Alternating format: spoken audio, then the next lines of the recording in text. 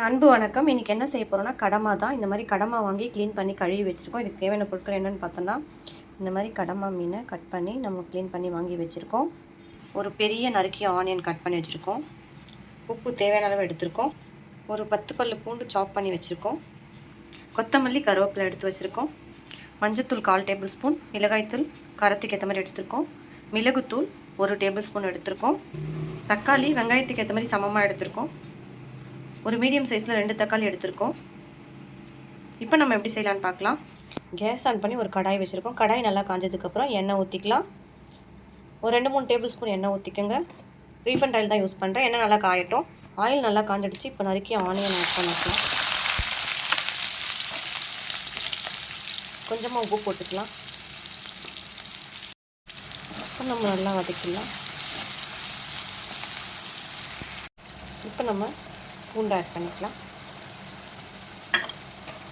Just ஃப்ளேவருக்காக 2 பச்சை மிளகாய் ஆட் பண்ணிக்கலாம். கொஞ்சம் கருவேப்பிலை ஆட் பண்ணிக்கலாம். கொஞ்சம் கொத்தமல்லியும் ஆட் பண்ணிக்கலாம். கொஞ்சமாக நல்லா மிக்ஸ் பண்ணி கொடுத்துருங்க. ரொம்ப வதங்க வேணாம், மீடியமாக வதங்கினா போதும். இந்த சமயத்தில் நம்ம தக்காளி ஆட் பண்ணிக்கலாம். ஸோ மீடியம் சைஸ் தக்காளி தான். தக்காளியை நல்லா வதக்கி கொடுத்துடலாம். 2 மினிட்ஸ் நல்லா வதங்கட்டும்.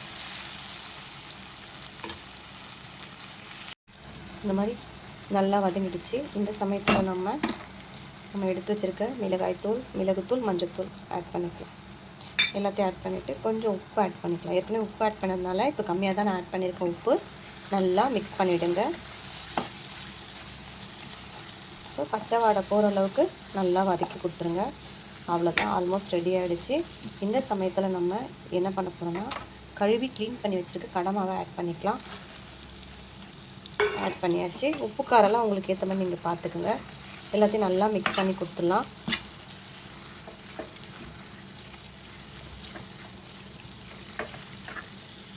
தண்ணி எதுவும் சேர்க்க வேண்டாம், அப்படியே இது பண்ணுங்கள். இதிலே தண்ணி வரும். கடமா 3 மினிட்ஸ் குக் ஆனால் போதும். பாருங்கள், தண்ணி எதுவுமே சேர்க்கல. இதுலேயே ஆல்ரெடி தண்ணி வரும் நமக்கு. அவ்வளோதான். அனல் கம்மியாக வச்சுட்டு ஒரு சின்ன லிட்டு போட்டு ஒரு 2 மினிட்ஸ் குக் பண்ணி விடுங்க.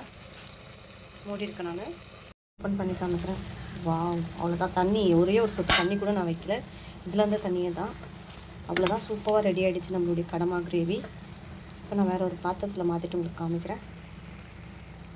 கொஞ்சம் கொத்தமல்லி போட்டுக்கலாம் இதுக்கு மேலே. அவ்வளோதான்.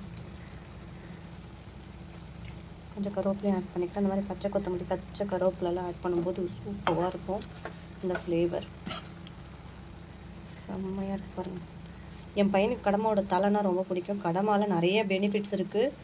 கால்சியம் இருக்குது, உடம்புக்கு ரொம்பவும் நல்லது. வாவ், எம்மியான ரொம்பவும் டேஸ்ட்டான நம்ம வீட்லேயே செஞ்ச கடமா கிரேவி ரெடி ஆகிடுச்சு. ரொம்ப டேஸ்ட்டாக இருக்கும் இது. இந்த மாதிரி நீங்கள் செஞ்சு கொடுத்து உங்கள் வீட்டில் இருக்கவங்கள அசத்துங்க. ரொம்பவும் டேஸ்ட்டாக இருக்கும். மீண்டும் மீண்டும் சுவைக்க தூண்டும் ஆனாஸ் கிச்சன் தமிழ் வேறொரு இன்ட்ரெஸ்டிங்கான ரெசிபியில் நான் உங்களை சந்திக்கிறேன். புதுசாக யாராச்சும் பார்க்குறவங்க தான் சப்ஸ்கிரைப் பண்ணிவிட்டு பெல் ஐக்கானே கிளிக் பண்ணிவிட்டு உங்கள் ஃப்ரெண்ட்ஸ் அண்ட் ஃபேமிலிக்கு ஷேர் பண்ண மறந்துடாதீங்க. தேங்க்யூ ஃபார் வாட்சிங்.